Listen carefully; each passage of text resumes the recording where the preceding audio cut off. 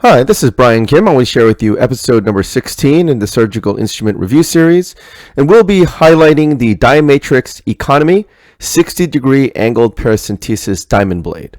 I've already reviewed Diamatrix's premium 60-degree angled paracentesis diamond blade, and this is the Economy 60-degree angled paracentesis diamond blade. And you're going to see the differences between the premium and the economy, the pros and cons of each one, and how it performs in surgery. But just for review, this is the premium angled paracentesis blade, and you can see that the cutting edge is along the entire length of the blade, and that means the tip of the blade is sharp in cutting and the sides are also cutting as well. And so this is very nice because it's a very long blade, and because it's a long and sharp blade through and through, you can use this on a wide variety of applications. You can widen incisions, you can use this surgery in a variety of contexts in anterior segment surgery, not just for cataract surgery. Just to quickly go over the dimensions of the blade, just like the economy blade, it's a 1 millimeter wide blade and it's truncated at 60 degrees. Again, this is the same as the economy blade. And truncated 60 degrees means as you're holding the handle, the blade is angled 60 degrees from the handle. And this is important because as you're trying to make incisions, sometimes you have tight corners, sometimes ergonomically it's difficult to get a flat approach with the blade for a variety of reasons. And so having an angle blade gives you a lot more leverage and ability and flexibility to be able to control the eye in such a way and control the blade in such a way that you can make precise cuts in the cornea. This is a fully polished blade, and again, it's sharp and it has straight parallel sides. So again, the entire length of the blade is parallel and it's completely sharp along the shaft of the blade. So you can, again, it cuts like butter when you use this blade. And if you ever try this blade, you will see how easy it is to cut through the corneal tissue. The total length is also 6 millimeters. Again, it's a very long blade and it gives you 4 to 5 rehones. In other words, you can resharpen this blade 4 to 5 times. Now in comparison, this is the economy angled diamond blade. You can see it has a very different architecture from the premium blade. First thing you'll notice is only the tip is a cutting edge. So you can see the tip, and along that trapezoidal edge on the front end, that is the cutting part of the blade. On the back side of the blade, it is not a cutting edge. And so when you're making your incision, and you'll see this throughout the cases I'm going to show, the cutting edge needs to clear the incision. So the widest part of the blade, as you can see in the trapezoid, needs to clear the incision all the way through in order for you to get the proper incision. So again, to go over the specs, it's a 1 millimeter wide blade and it's truncated at 60 degrees, just like the premium blade.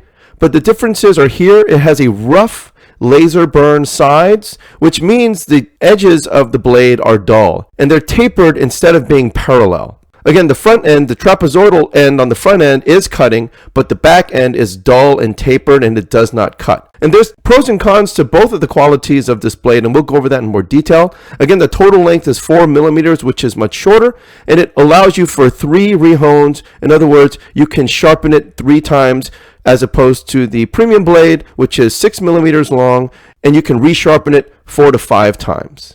So this is the economy angled paracentesis blade. Again, you can see the tapered edge. The front end is a cutting side, the back end is not. One thing I noticed compared to the premium blade, it's shorter, but because of it, it's just less intimidating. That premium blade was so long, I was worried that I might accidentally break it. This one's much shorter. It seems like it's, again, more easily manageable and probably easier to handle for my staff, whether it comes to prepping it and maintaining it and taking care of the blade.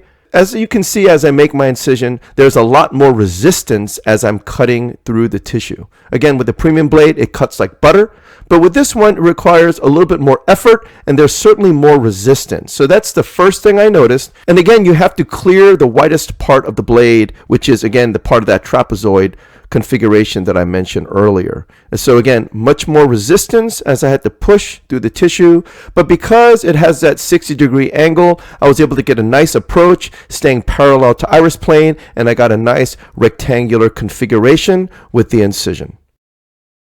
And so this is a big pupil, and I'm holding the eye with a cotton tip for counter force, and I make my incision. Again, you can see there's quite a bit of dimpling of the corneal tissue. There's a lot more resistance as I advance the blade through the tissue.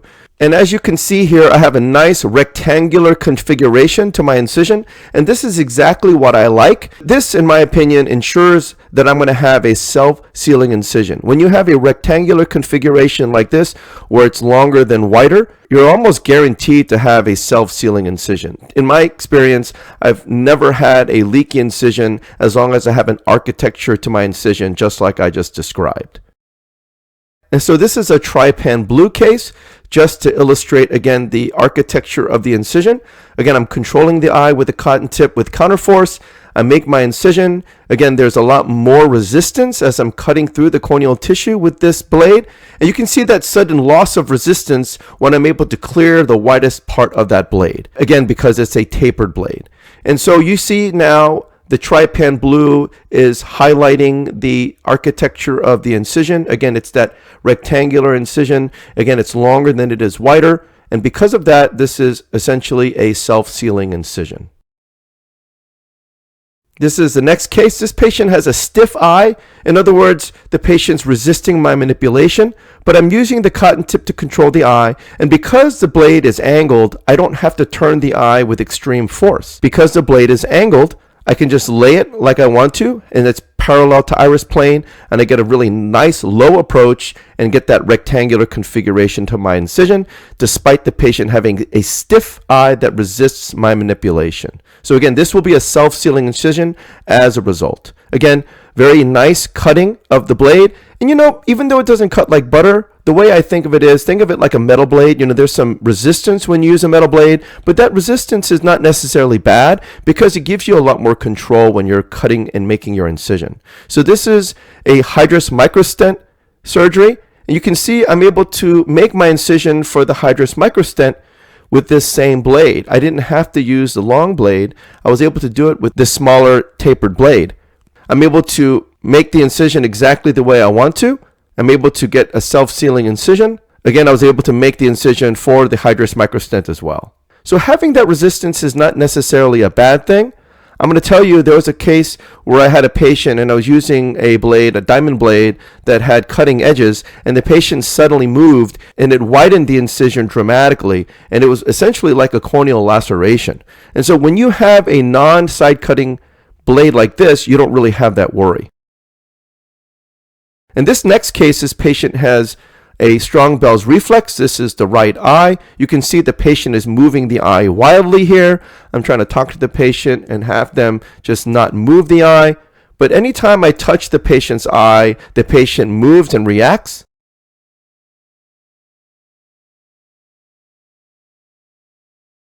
You can see it right there. As I touch the eye with the cotton tip, the patient reacts. But I stabilize the eye, immobilize it with the cotton tip, and then I make my incision. Again, because the blade is angled, I don't have to contort the eye with extreme force. And even though this patient has a strong Bell's reflex, I'm able to get a flat approach due to the 60-degree angled blade and approach it parallel to iris plane. I'm able to make a quick and clean cut with the blade. Even though it's non-side cutting, I was able to make a nice incision and the proper architecture. And this is a similar case, but it's now, instead of the right eye, it's the left eye with the patient with a strong Bell's reflex. Again, I immobilize the eye with the cotton tip, get a nice flat approach, again, due to that angled configuration of the blade, and I'm able to enter in and come out nice and easy. Again, because the sides are not cutting, if the patient moves wildly and jerks the eye, I don't have to worry about accidentally widening the incision. And to me, really, that's the biggest advantage of this blade. I cannot accidentally widen the incision when I don't want to. And when doing cataract surgery, you really don't want to widen the incision unnecessarily. And now this next case is a floppy eyelid case with retropulsion. You can see the eyelid is actually flipped over. This is a left eye. But despite the retropulsion and the floppy eyelid, I have excellent control, and I'm able to make my incision exactly the way I want to with that rectangular configuration and a nice flat approach parallel to iris plane. So again, I'm showing a wide variety of clinical scenarios where having that angle blade is so advantageous. And this is the very last case. This is a deep set orbit, and I'm working inside a hole, okay? I'm having to work more vertical because this eye is set back. And so this is, again, another excellent case where having an angle blade is better because I don't have to turn the eye in order to get the proper angle. Because the blade is already angled for me, I have a nice flat approach to the blade parallel to iris plane and go ahead and just make my incision, controlling the eye with a cotton tip. So again, I love this blade. I think it's a great blade. Again, the angled component is so important, which is the same as a premium blade. You're able to approach it from a wide variety of angles when you have a strong Bell's reflex, when you have retropulsion, you have floppy eyelid, you have a deep set orbit, you have an eye that moves around and it's not really cooperative. You can hold the eye with a cotton tip, get a nice flat approach parallel to iris plane, make your incision go in and out, and have a nice rectangular architecture to your incision. You don't have to worry about turning the eye, manipulating the eye. You don't have to pull on the eye in order to get the proper angle. And having used now both the premium and the economy blade, I'll be honest with you, I prefer the economy blade. Why? Because even though in one way, not having the side cutting edges creates more resistance when I'm making my incisions, in one aspect, it's actually advantageous because if a patient suddenly moves the eye, because it's a non-side cutting blade, I don't have to worry about the incision widening uncontrollably. Because if you have a widened incision for cataract surgery, when you have to have a closed system, it's really bad. And so you'd have to suture the incision closed. You would have to really basically recreate a new incision. And so I actually think having a non-side cutting blade is actually better for cataract surgery. Now, of course, on other types of surgeries where I might need a side cutting blade, I do have those blades anyway. But when it comes to cataract surgery exclusively, you want to have a nice tight incision. You don't want to widen your incisions, your paracentesis incisions when you're doing cataract surgery. You want it to be a controlled incision. You want it to be a 1 millimeter wide incision. It doesn't need to be wider. And so having a non-side cutting blade, in my opinion, is so much better. And even though there's a little bit of resistance when you're making your incision, again, you want to think of it like a metal blade. Because there's more resistance, you can actually control the incision a lot more. And that resistance just gives you some tactile feedback. And some surgeons actually like that tactile feedback, and that's why they use metal blades. So this is almost kind of like a hybrid. You know, you have components of the diamond blade, which are sharp and reusable. That's the benefit of having a diamond blade, that you can continue to reuse the blade, hopefully indefinitely, as long as you take care of the blade.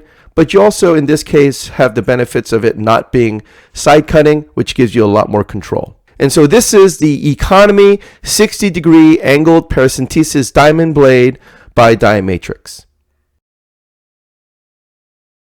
So I hope this was helpful to you, and I thank you for your attention.